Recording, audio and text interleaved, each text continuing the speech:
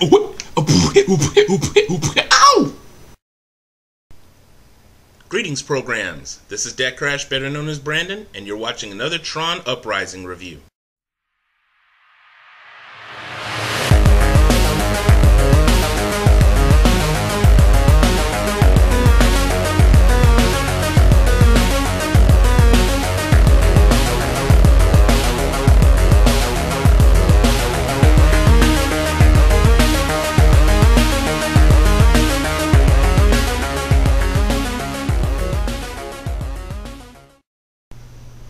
Alright, ladies and gentlemen, so sorry about the long setback, but I had a lot of things going on. Probably tell you about that in other videos.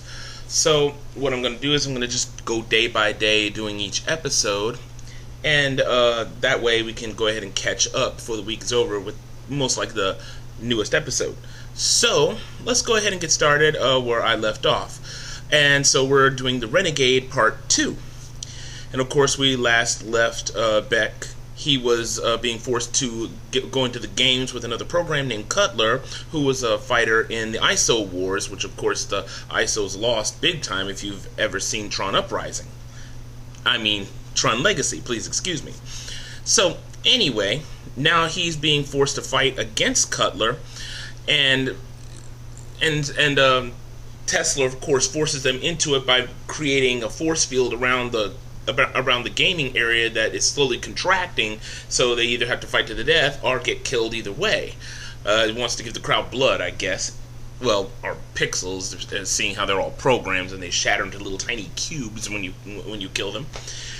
So anyway, at first they refuse to fight until that little shrinking wall is put in, and so they fight for a little while, but then Cutler just says, no, forget this, I'm not going to kill him.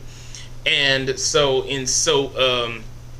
of course, Tesla is told by his right-hand man or girl that he has an image to maintain, and so he, instead of killing them both, goes ahead and sets Beck free, and for Cutler's defiance, sentences Cutler to be derezzed. Well, of course, Beck can't stand for it and goes to Cutler's rescue. Which kind of clashes with the secondary plot line, of course, if you've been watching the episode, where Zed ends up getting screwed over by this program named Pearl, who he kind of had googly eyes for, but she ended up using him just to get her hands on a vintage light cycle that Abel, the garage owner, owns. So he and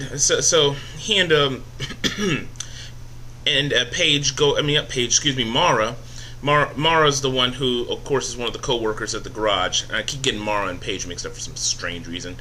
Anyway, he and Mara go ahead and try to track down the stolen light cycle, and that's the only part of the episode that I kind of had a problem with. I'm like, how on earth does she already have the gumption to know that there was a tracker on the thing? I mean, yeah, I guess in today's day and age, there are programs nowadays that can put trackers on vehicles that get stolen. So I guess, well, if the computer world is a reflection of our world, just, with energy, I guess you could say there would be some sort of device to track that. I mean, if it is a vintage light cycle, I'm pretty sure Abel would want to keep track of it. But how Mara knew about this, that's anybody's guess. Anyway, they managed to track down the little gang that stole the light cycle, and they're watching it being jumped up by the program that this Pearl is working for. And so they managed to steal the light cycle back, and in the chase, they happen to come across Beck, who's of course in his Tron persona, who's trying to lead Cutler to safety. In the end, they managed to do just that. Beck ends up getting Cutler to safety after this really awesome chase scene with these light boats. Most of the episode is these just long chase scenes, so it's really action packed.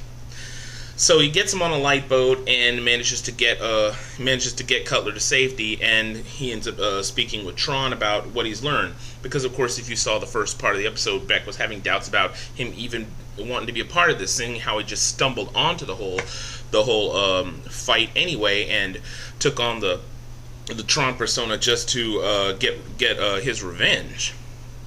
But Tron ends up instilling him a greater sense of what is needed. And it's kind of sad that when I think back on it, the movie barely touched on this. They talked about a resistance going, but it was only just barely touched. And I'm glad this series is kind of expanding on it, because I felt, that the movie kind of left the whole deal wanting. So I'm glad that it's expanding on this, because we're getting to see all the stuff that's been going on, before the whole deal with the movie.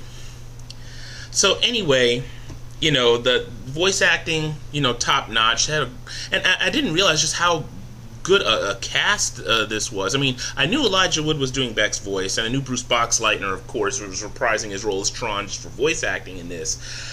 But the interesting thing that kind of floored me was Reginald VelJohnson doing Abel's voice. And for those of you who don't know, Reginald VelJohnson is the guy who played Carl Winslow in Family Matters.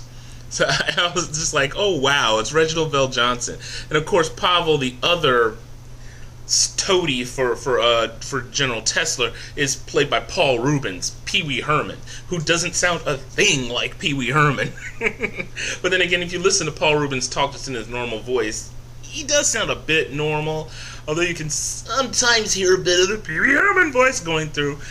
But other than that, no, Paul Reubens, this is Paul Reubens at his most mellow.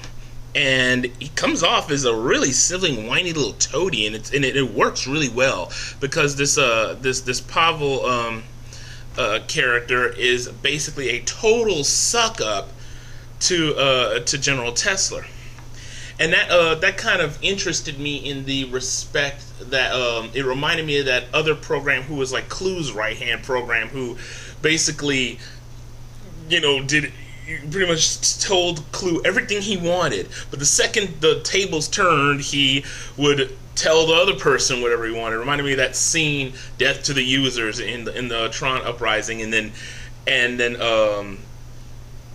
when he saw Flynn, he said like "Glory to the Users" or something. It's been a while since I'd seen the whole movie all the way through. But anyway, it's one of those little conventions of TV shows that you'll see, especially if you have like an evil overlord or something like that. It's always going to have one particular type of character who's this little stooge. Well, the other one, of course, who's Paige, who's loyal to him but can think for herself.